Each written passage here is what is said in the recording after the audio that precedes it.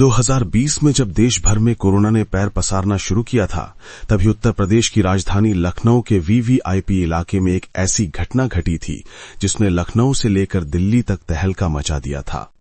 मामला double murder का था और ये मर्डर मुख्यमंत्री योगी आदित्यनाथ के ऑफिस से महज चंद कदम की दूरी पर स्थित रेलवे के एक बड़े अधिकारी के बंगले में हुआ था। मामला इतना वीआईपी था कि महज 3 से 4 घंटे के अंदर ही पुलिस ने केस को सॉल्व कर लिया था। इसके बावजूद केस मिस्टीरियस ही रह गया और आगे ये केस बाप बेटी के पवित्र रिश्ते को शर्मसार कर देने की हद तक पहुंच गया। तो आखिर क्या है इस केस की पूरी कहानी? हत्या किसकी हुई थी, हत्या किसने की थी और आगे इस केस में क्या कुछ हुआ? चलिए जानते हैं सब कुछ सिलसिलेवार तरीके से इस वीडियो में।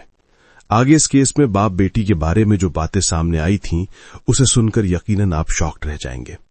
उससे पहले अगर आपने अब तक चैनल को सब्सक्राइब नहीं किया है तो जल्दी से चैनल को सब्सक्राइब कर बेल आइकन जरूर दबा लीजिए। दोस्तों, जैसा कि हमने बताया, ये कहानी उत्तर प्रदेश की राजधानी लखनऊ के पॉश इलाके गौतमपल्ली पुलिस स्टेशन के विवेकानंद मार्ग स्थित बंगला नंबर 9 की है। अगस्त 2020 में ये बंगला रेलवे के बड़े अधिकारी आरडी वाजपेयी के परिवार का आशियाना हुआ करता था।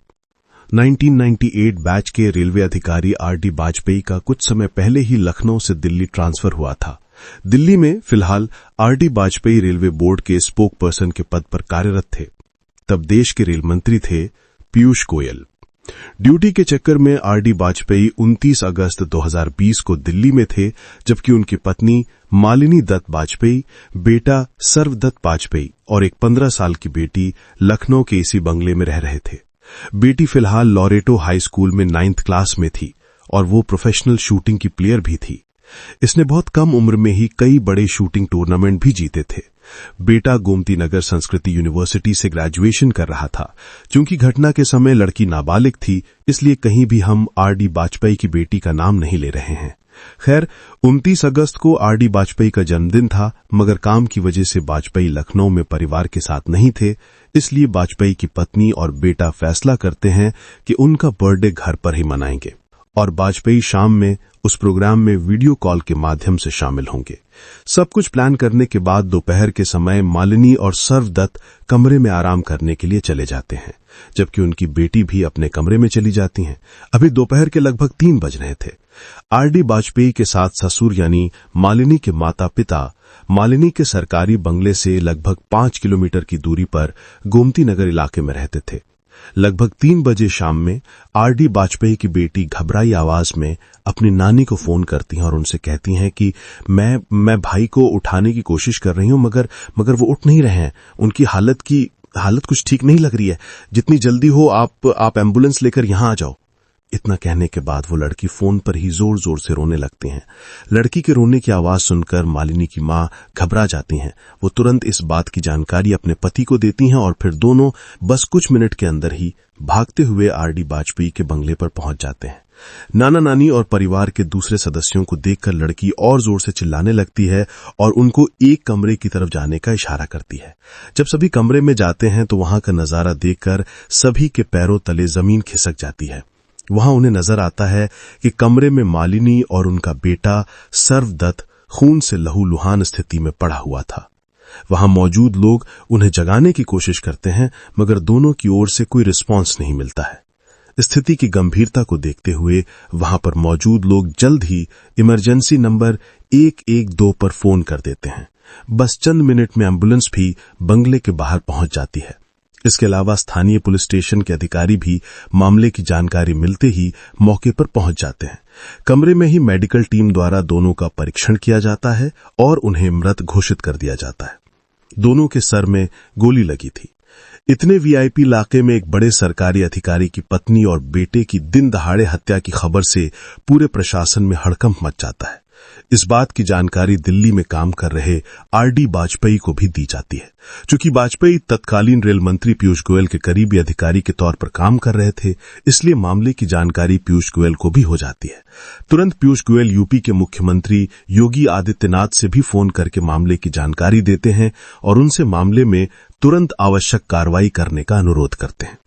क्योंकि अब इस मामले में दिल्ली और लखनऊ भी हो चुका था, इसलिए राज्य के आला पुलिस अधिकारी मौके पर पहुंचना शुरू हो जाते हैं।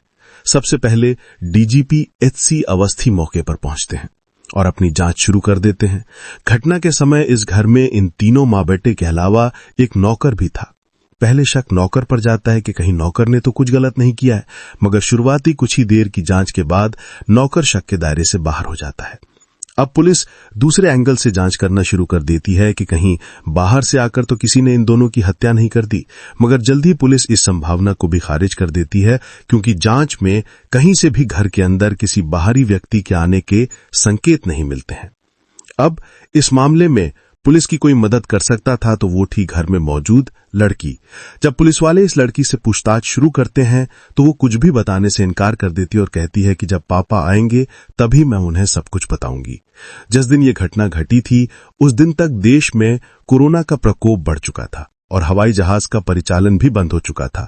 इसलिए मामले की जानकारी मिलने के बाद आरडी वाजपेयी कार से ही दिल्ली से लखनऊ आ रहे थे। बेटी की जिद थी कि पिता के आने पर ही वो सब कुछ बताएगी, मगर फिर भी पुलिस वाले संयम और समझदारी से जांच आगे बढ़ाते हैं और लड़की से इस घटना के बारे में कुछ जानकारी निकालना शुरू कर देते हैं। पूछताछ के दौरान लड़की अजीबोगरीब हरकत करती रहती है और वो घर में भूत प्रेत होने जैसी बातें करती रहती है। इन सब बातों के दौरान पुलिस वाले नोटिस करते हैं कि लड़की लगातार अपने दोनों हाथ को छुपा रही है और वो लगातार दुपट्टे को भी संभाल रही थी कि हाथ पर किसी की नजर न पड़े। लड़की की इस हरकत को देखकर पुलिस वाले उसे हाथ से दुपट्टा हटाने को कहते हैं, मगर लड़की ऐसा नहीं करती है। फिर पुलिस के कुछ अधिकारी प्यार से समझाते हुए लड़की के हाथ से दुपट्टा हटाते हैं तो वो सभी दंग रह जाते हैं, क्योंकि लड़की के दोनों हाथों पर कम से कम 100 कट के निशान थे और कुछ जख्म तो बिल्कुल ताजा थे। हथेली पर का घाव तो इतना ताजा था कि जैसे मानो हथेली को अभी थोड़ी देर पहले ही काटा गया हो। हथेली पर बैंडेज बंधा हुआ था। इसके बारे में जब पुलिस वाले उससे पूछते हैं तो वो कुछ भी क्लियर नहीं बताती है और अजीब हरकत करना शुरू कर देती है। इस बीच जब पुलिस वाले लड़की के कमरे की तलाशी लेते हैं तो कमरे में कुछ अजीब सी भूत प्रेत वाली किताबें मिलती हैं। बाथरूम के मिरर पर डिसक्वालिफाइड ह्यूमन लिखा हुआ मिलता है और इसके बीचों बीच भी एक गोली दागी हुई मिलती है। घर में लड़की का लाइसेंसी फायरआर्म भी मौजूद था और जांच में यह साबित हुआ कि इससे कुल 4 गोलियां चलाई गई थीं। घटना वाले समय भी घर में 3 ही गोली चलने के सबूत मिलते हैं। एक गोली सर्वदत्त के सर में मारा गया था, दूसरी गोली मालिनी के सर में मारी गई थी, जबकि एक गोली बाथरूम के शीशे पर डिसक्वालिफाइड ह्यूमन लिखकर उसके बीचों बीच चलाया गया था। पुलिस को शुरुआती जांच में ही ये संकेत मिलने लगते हैं कि ये दोनों हत्याएं किसी और ने नहीं बल्कि इस लड़की ने ही की हैं। फिर भी पुलिस वाले आरडी वाजपेयी के लखनऊ पहुंचने का इंतजार करने लगते हैं।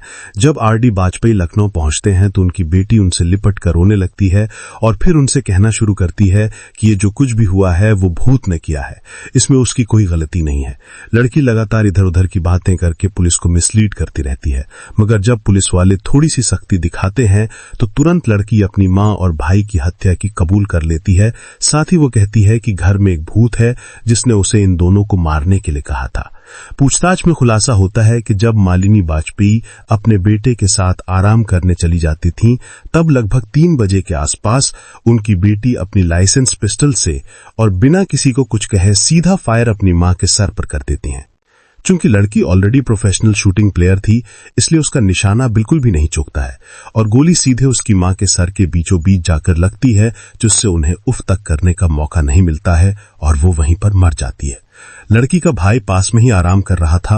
वो कुछ समझ पाता उससे पहले ही लड़की उसके सर में भी गोली मार देती और वो भी वहीं पर ढेर हो जाता है। दोनों को गोली मारने के बाद वो पास में ही रखी हुई एक बेडशीट इन दोनों के शरीर पर डाल देती है। फिर वो नानी को फोन करके कहानी बनाना शुरू कर देती है। घटना के लगभग 4 घंटे के बाद ही पुलिस वाले खुलासा कर देते हैं कि रेलवे अधिकारी आरडी वाजपेयी की पत्नी और बेटे की हत्या किसी और ने नहीं बल्कि उनकी ही नाबालिग बेटी ने की है। हालांकि पुलिस वाले साथ में यह भी बताते हैं कि लड़की की स्थिति से पता चलता है कि वो गहरे डिप्रेशन में है और उसकी दिमागी हालत ठीक नहीं है। उसने डिप्रेशन की हालत में ही अपनी मां और भाई की हत्या कर दी है। पुलिस ये भी बताती है कि लड़की की दिमागी हालत इतनी ज्यादा खराब है कि पिछले कई दिनों से वो खुद को ही चोटिल कर रही है। पुलिस लड़की के पास से एक ब्लेड और रेजर भी बरामद करती है, जिससे वो अपना हाथ काटा करती थी। इस मामले में ट्विस्ट तब आ जाता है जब आरडी वाजपेयी पुलिस के सामने अपना बयान दर्ज करवाते हैं। वो अपने बयान में अपनी बेटी को अपनी पत्नी और बेटे का कातिल मानने से मना कर देते हैं और वो दावा करते हैं कि उनकी बेटी ने यह हत्याएं नहीं की है, बल्कि घर में किसी बाहरी व्यक्ति ने घुसकर ये सब कुछ किया है। इसलिए वो हत्या का आरोप अज्ञात पर लगाते हुए एफआईआर दर्ज करवाते हैं। इस बीच घर में मौजूद दोनों लाश को अपने कब्जे में लेकर पुलिस वाले पोस्टमार्टम के लिए भेज देते हैं और फिर पोस्टमार्टम के बाद दोनों का अंतिम संस्कार भी करवा दिया जाता है। लड़की की हालत तब तक इतनी ज्यादा खराब हो जाती है कि वो अपनी मां और भाई के अंतिम संस्कार में भी शामिल नहीं होती है और वो अपनी नानी के साथ उनके घर पर रहती है। अंतिम संस्कार के बाद पुलिस वाले अपनी जांच आगे बढ़ाते हैं। लड़की के बयान तथा सबूतों के आधार पर लड़की को अपनी हिरासत में ले लेते हैं। आगे लड़की को 14 दिन की पुलिस कस्टडी में भेज दिया जाता है। पुलिस कस्टडी में सबसे पहले लड़की का मेडिकल एग्जामिनेशन किया जाता है, जहां उसे डिप्रेस्ड करार दिया जाता है।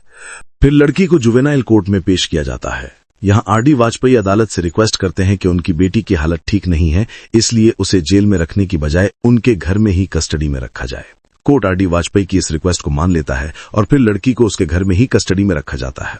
साथ ही सिविल ड्रेस में पुलिस वाले उसके घर पर तैनात कर दी जाते हैं। आगे इस मामले में पुलिस बहुत कुछ नहीं कर पाती है, क्योंकि लड़की दिमागी तौर पर बीमार पाई जाती है। उसका इलाज साइकेट्रिस्ट द्वारा किंग जॉर्ज मेडिकल कॉलेज में शुरू होता है।